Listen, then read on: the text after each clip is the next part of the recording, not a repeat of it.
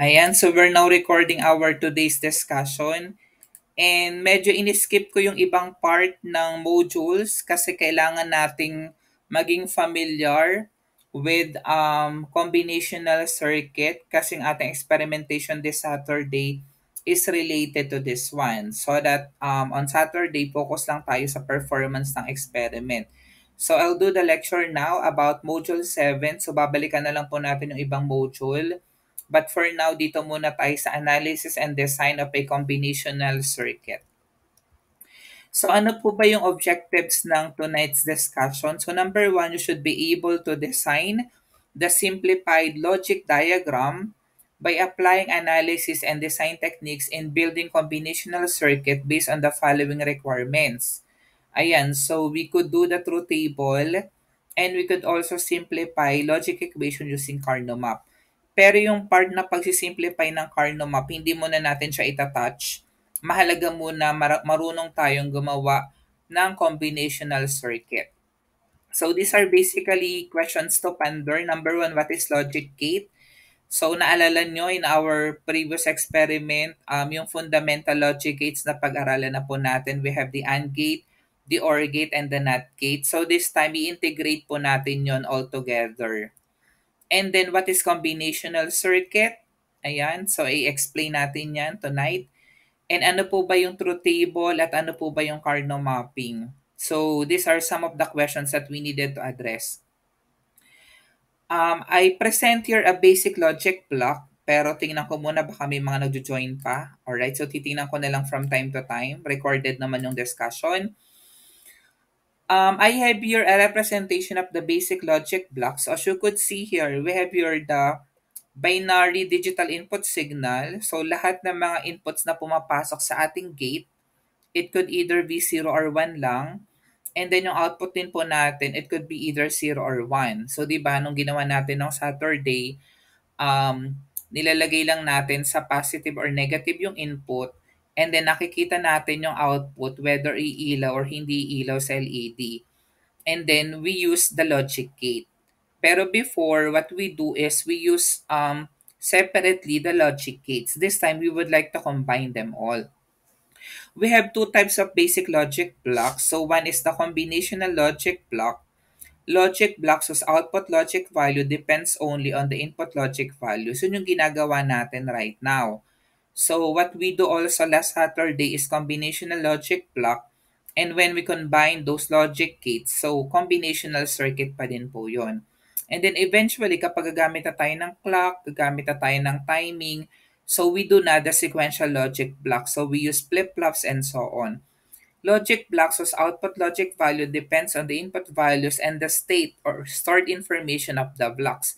So this time, hindi lang tayo concerned doon sa input combinations but we are also concerned with the present and the next state and the previous state. So yun po yung ginagawa sa sequential block. Kaya meron po itong tinatawag na clock or timing. The functions of gates can be described by the following. Pwede po in terms ng truth table. This is the table representing the input combinations and the output value. We also have the Boolean function. So basically, this is the Boolean equation and the Carnot map. Pag-aaralan pa rin po natin yung Boolean laws. So we simplify the equation using the Boolean laws. Pero yung easiest way to simplify is using Carnot mapping. Basic definitions, binary logic and gates. So again, binary variables take on one of the two values. Yung logic operators natin operate on binary values and binary variables. And then we have the basic or the fundamental logic gates or logical operators. So we have the logic functions and, or, and then not. So familiar na tayo dyan. So logic gates basically implement logic functions. And then we use the concept of Boolean algebra. So what is a Boolean algebra? It is a useful mathematical system for specifying and transforming logic functions. Just like what I said to you before, parang ini-integrate mo lang yung concept ng algebra, pero the only difference this time, we're using the values of 0 and then 1. So we study the Boolean algebra as a foundation for designing and analyzing digital systems. So recall that the two binary variables or values have different names. Pwede po yun na true, false, on, off, open, close, yes, no, 1, 0. We use 1 and 0 to denote the two values, and we could use a lot of variable identifier. Yung ginagamit lang natin before is letters like this, uppercase or lowercase, pero meron tayong pwedeng gamitin po na letter and then subscript and even string and combination of letters and characters or even numbers. Pwede rin po yun na variable identifier. Again, ito po yung ating pinag-aralan last time, the three basic logical operations and or not. And is denoted by dot, or is by plus, not is denoted by overvar. Pwede ka makakita ng overvar. Pwede rin po siyang single quote or tilde. Ayan, so kapag may nakita ka na ganito, ibig sabihin po no, negation yun or not gate. In some reference, gumagamit pa ng exclamation point. Example, so you could read this one as y is equal to a and b. Ito naman, y or sorry, z is equal to x or y. Ito naman, x is equal to not a. So that is how you read that one. So yung statement na read that 1 plus 1 equals 2 is not the same as read 1 or 1 equals 1. So ito ay nasabi ko na po sa inyo last time. So balikan uli natin yung some important definitions that we needed to consider. Algebra with binary or Boolean variable and logic operations. Ayan.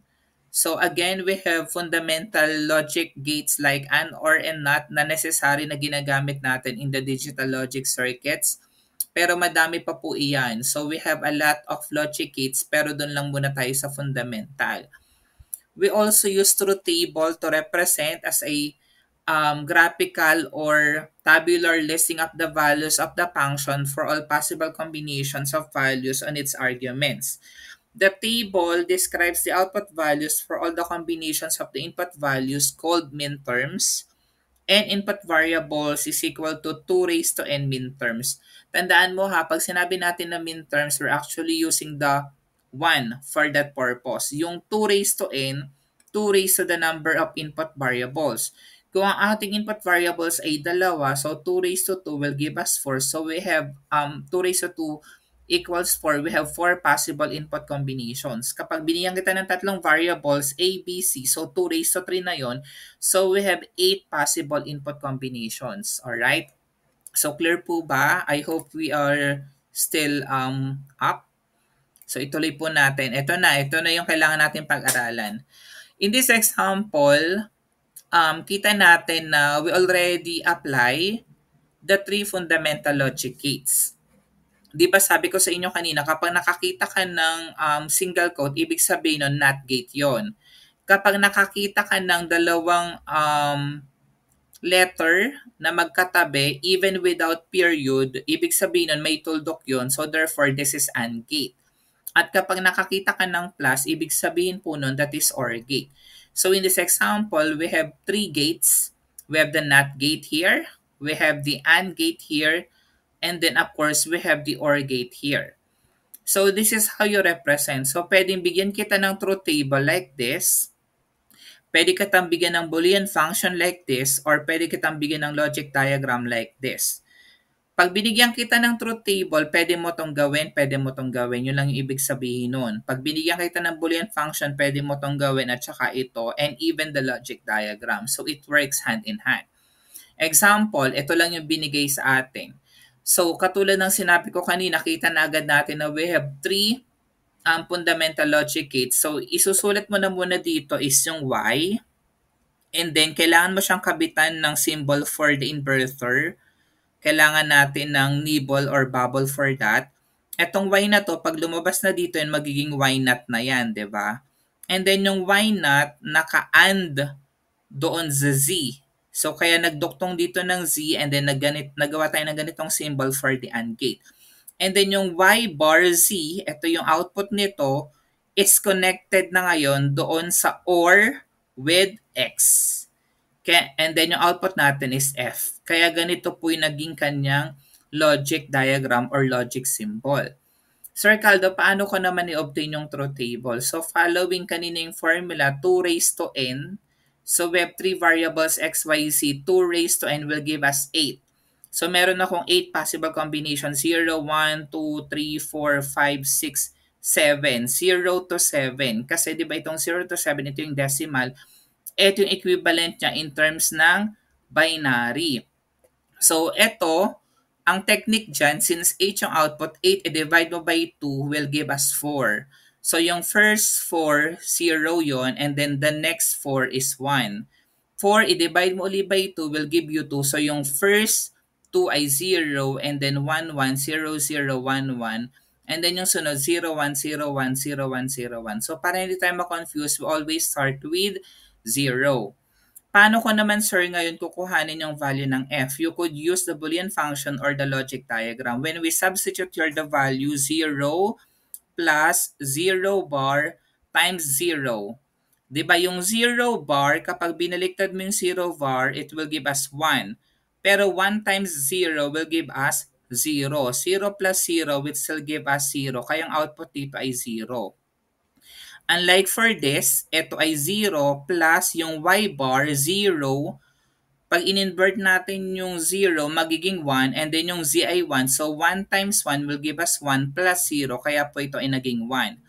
So, same concept when we do the experimentation. Kapag kinonect natin ito sa breadboard, ipapaliwanag ko yan on Saturday how to do that. Kapag binigyan mo ko ng combinations na tatlong 0, ibig sabihin tatlong inputs ay connected sa ground, dapat ang output niya ay hindi ilaw. Pero yung XY, kapag kinonect mo sa ground, pero yung Z, kinonect mo naman sa VCC or sa positive, dapat siya po ay iilaw. So that is the concept of this example. Basic example lang to. Of course, pwede tayong gumawa ng maraming variables. Hindi lamang po limited into 3 variables. Ito po yung truth table ng other logic gates. Napaliwanag ko na sa inyo yung buffer. Diba? Buffer is whatever the input that will be the output. Then the AND gate is just a multiplication, or gate is just an addition. So I introduce you another one. We have XOR. Gagawin din natin to in the experimentation soon. Yung XOR natin is represented by this symbol. So ang tawag dito ay crosshair. So X is equals to X is equal to A, X or B. Paano po natin na-obtain yung output? Tingnan nyo yung strategy. Kapag pareho yung input natin, the output is 0. Pag magkaiba yung input natin, the output is 1. So yun lang yung technique. Sa XOR, kailangan mong malaman, ipareho yung inputs, the output will always be 0. Kapag opposite yung input natin, the output is 1. Take note, for the buffer, lagi po yung 1 input lang.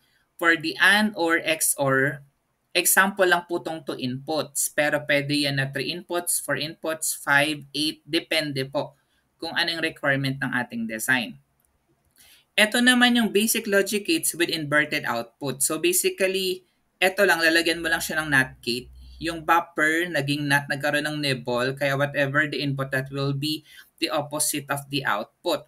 Etong NAND, ayan ay AND plus NOT gate lang. So naglagay ka lang dito ng nibble. So ganun din, tinan nyo, 0 times 0 will give you 0. Pero kapag in-invert mo yung 0, it will give you 1. 0 times 1 will give you 0. Kapag in-invert mo yung 0, it will give you 1. Alright. And then, 1 times 1 will give you 1. Pag in-invert mo, it will give you 0. So basically, yung NAND gate is just the opposite of the AND gate. Ganon din yung NOR gate. Naglalagay lang tayo ng nibble na notice nyo. Pati sa XNOR. Yung NOR gate, 0 plus 0 will give you 0. Pag in-invert mo, it will give you 1. Diba? 0 plus 1 will give you 1, pero ang inversion niya ay 0. And then this is how you represent that in terms of the Boolean equation. So meron na siyang overbar sa taas. Unlike sa previous, wala siyang overbar sa taas. Yung XNOR, kung kanina kapag parehong input ay 0, ito naman, pag parehong input, it will give you 1. And kapag opposite yung input natin, it will give us the value of 0. Alright, so nadagdagan na. Hindi na lang po tayo AND or NOT. So we have now 8 logic gates. So ito yung common na kailangan nating matutunan kasi gagamitin natin to all throughout.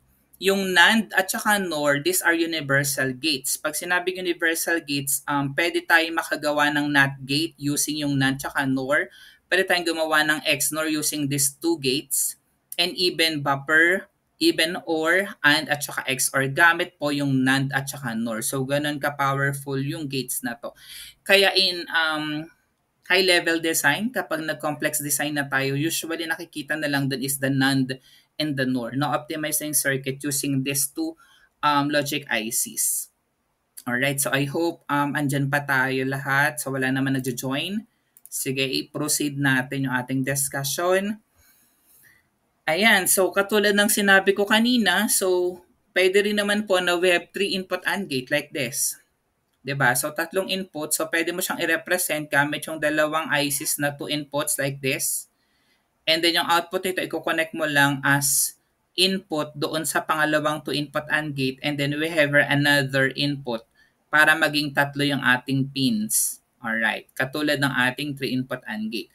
Ganon din sa 3 input OR gate. So na-notice nyo, tatlo pa rin yung paa pero we use 2 input OR gate.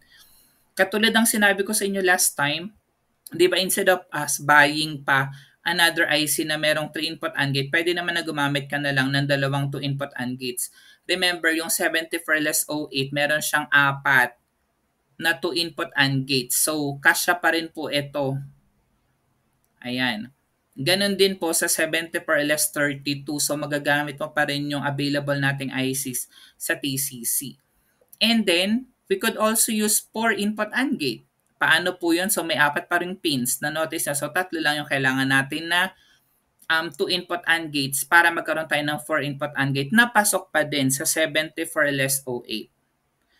This is another way on how to represent that. So, ito, at saka ito ay pare-pareho lang po. Also, for the 4 input OR gate, the symbol only is the difference among the two. Ayan.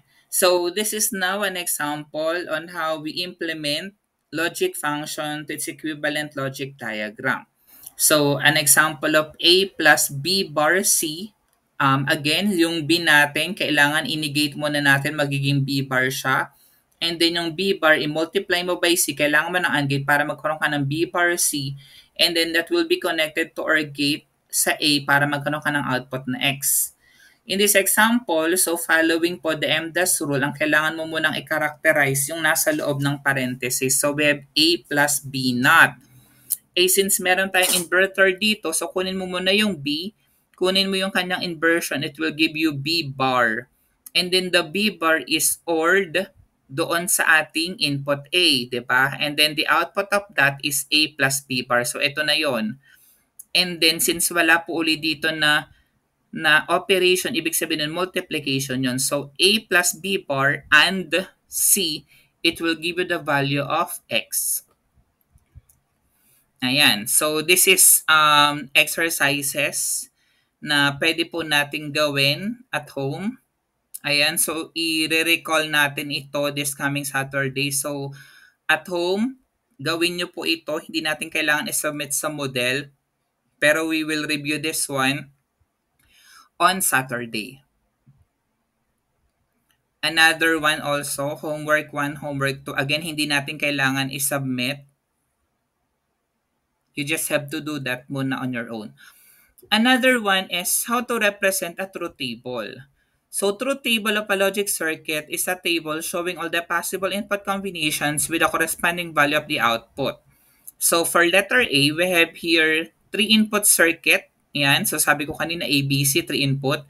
That will give an output logic 1 if the input forms a number between 3 and 7 or 3 and 6. Ayan ha, minsan kasi magbibigay lang ako ng specification. Specification ang tawag dito. Kung wala kang binigay na truth table, kailangan mo siyang maintindihan. So una, sabi ko, meron dapat ako na 3 input. Alright. Ayan, so A, B, and then C. Teka, may nagpapa-accept daw. Ayan. Ayan, so meron ako ditong input na A, B, and then C. Kasi sabi ko dito, 3 input. So alam mo na yung formula 2 raised to n. So we have 2 raised to 3. It will give us 8 possible combinations. So ang technique, isulat mo agad dito 0, 1, 2, 3, 4, 5, 6, 7. And then ito, hindi naman to nagbabago. Same strategy na tinuro ko sa iyo kanina. 8 divided by 2 will give you 4. Yung first 4, 0 yun. And then 1, 1, 1, 1. 4 divided by 2, it will give you 2. So yung first 2 ay 0. And then 1, 1, 0, 0, 1, 1. Then 0, 1, 0, 1, 0, 1, 0, 1 na. Pero paano natin i-decide yung output? Nagawa mo na to, 'di ba? Yung output, sabi dito, forms a number between 3 and 6. Kapag sinabing ganyan, 3 and 6, inclusive yan. So, pag sinabing an output logic 1, so ibig sabihin yung narin sa 3, 4, 5, 6, dapat ang output ay 1, 1, 1, 1. The rest ay 0. So, ganun lang po. About the variable name, kung wala naman akong sinabi, any name will do. Following yung example ko kanina about the variable identifier, di ba may rule doon on how we name the input and the output values. This time, we needed to show the truth table of the logic expression. Binigyan naman kita ng ganito, gagawin mo naman tong truth table. Paano ko siya gagawin, Sir Caldo? So, x is equals to quantity AB plus C naught, quantity A plus C. Ang unang titingnan mo dyan, guys, titingnan mo how many variables do we have. So we have 3, diba? Input variables A, B, and C, then the output X. Therefore, isulat mo agad dito A, B, C, katulad nito, 0 to 7, same input combinations. Tama? Walang nabago. And then yung nasa loob ng parenthesis or opening ng quantity, yun ang uunahin mo. So we have A, B.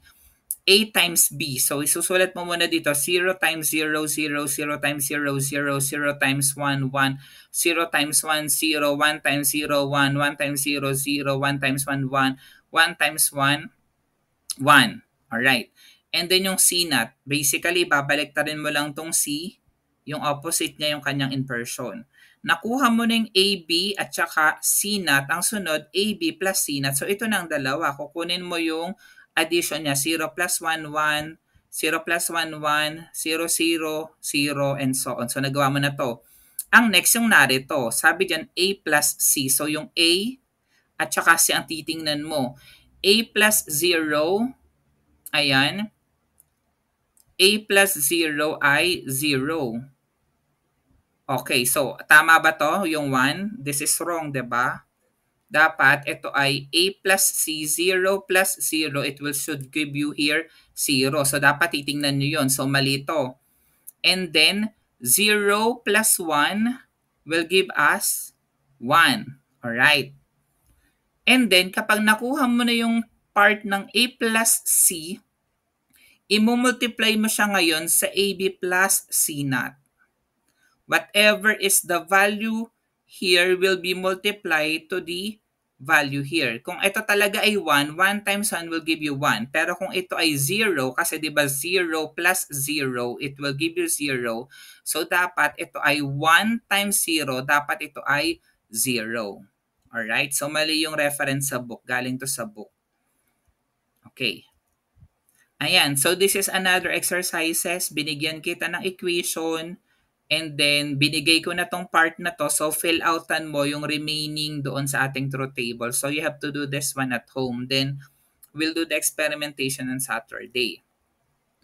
This is another way on how to represent. So, this time, binigyan naman kita ng logic diagram.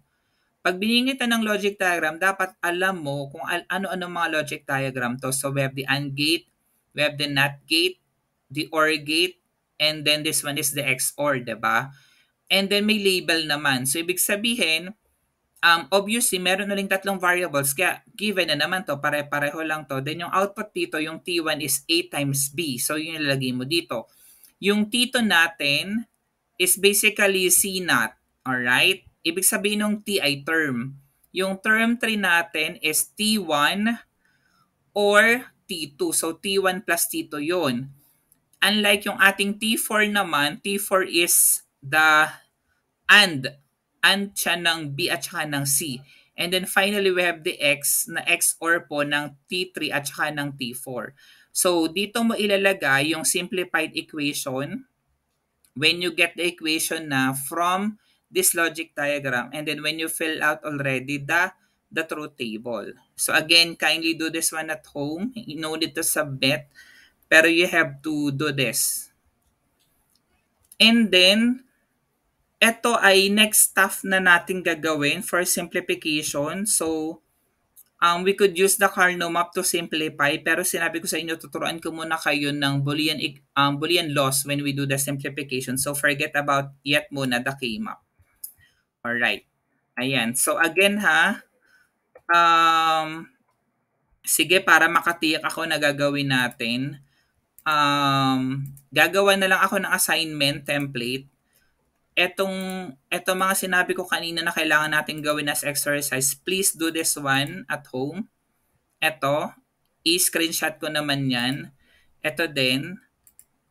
And then ito ipapagawa ko para i-correct ninyo. And then this one. And then this one. Yes, hello. Puro sorry. Teka, may nagtanong kanina, acknowledge. JB, ikaw ba yun? Yes, JB, go ahead. Nawala. Nawala si JB. Alright. Anyway, ilalagay ko siya dun. Okay na. Ilalagay ko na lang din uli siya dun sa assignment template para alam natin yung gagawa natin ng fill outan mo lang to, sasagutan mo lang. Alright. Sige, stop ko na muna yung recording, then I'll entertain questions.